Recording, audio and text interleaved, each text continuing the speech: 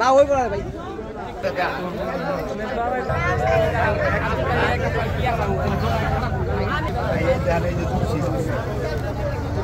দর্শক বন্ধুরা, আপনারা যে মাঠটা দেখতে পাচ্ছেন, এই মাঠ জুড়েই কিন্তু বাঙ্গি চাষ করা হয়।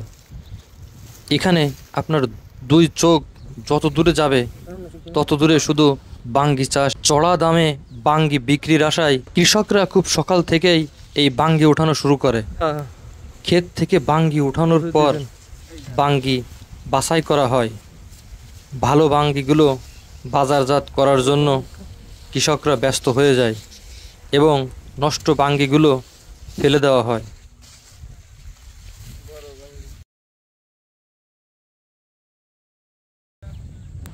এভাবে তারা প্রতিদিন বাঙ্গি মাথায় নিয়ে মাইলের পর মাইল হেঁটে বাঙ্গি বিক্রি করার উদ্দেশ্যে বাজারে রওনা হয়।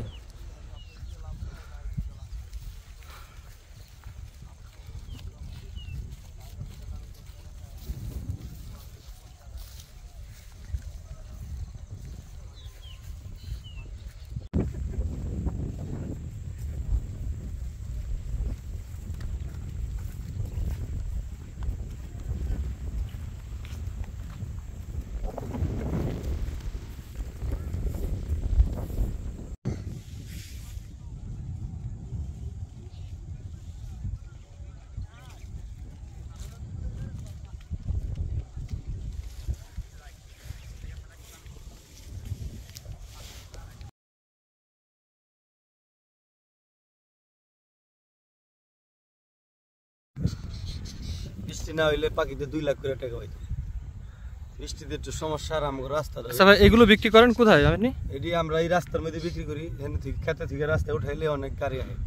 ও, এই গাড়িগুলো কি সব বাইরের গাড়ি? সব বাইরের গাড়ি। দুহার থেকে আসে, আটিপাড়া থেকে আসে, কলাইতা, হযরতপুর। আচ্ছা, আপনারা কত টাকা করে বিক্রি করেন এগুলো ভাই? একটা খাসি আমরা প্রথমে 2500, পরে 2000, পরে 1800, 900, মানে বর্তমানে 500 করে যাইতেছে। ও, এই একটা খাসি 500 টাকা করে? হ্যাঁ, বর্তমানে 500 যায়। এই একটা খাসিতে কতগুলো বাঙ্গি আছে? একটা খাসিতে আমার 30 পিস বাঙ্গি আছে। 30 পিস? তাহলে পার পিস কত টাকা করে পড়ে? পার পিস তো অনেক কম, 20 টাকা 25 টাকা। আর আগে বেচছি ভাই এই বাঙ্গিটি 100-150 টাকা পিস বেচছি কতদিন আগে। মানে তরমুজ হানে মার্কেটে হানে একটু বাঙ্গির দাম কমে গেছে।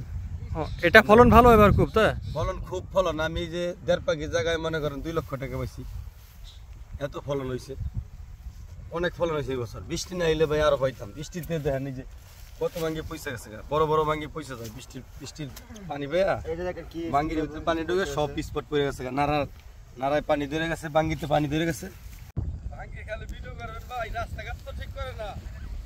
এত বারে বারে কইতাছি যে আমাকে খুব অসুবিধা, রাস্তাঘাট ঠিক করবার লেগে সরকারে কইতাছি। রাস্তাঘাট যদি ঠিক হইতো তাহলে আমরা আজকে রাজার হালে বাঙ্গি বেচা পারতাম।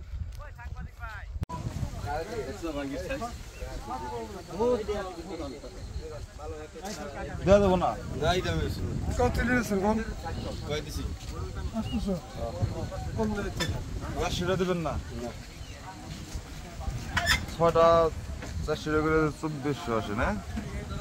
2500 টাকা দিলে না? না ভাই, বেশ মাল ফেরে শীষ পট ভাই।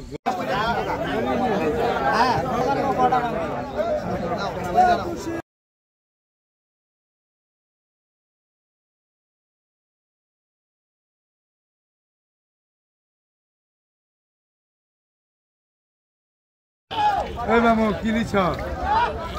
ও বাঙ্গি এইটা লিছ। কাকা ধরো দিব তারা। কাকা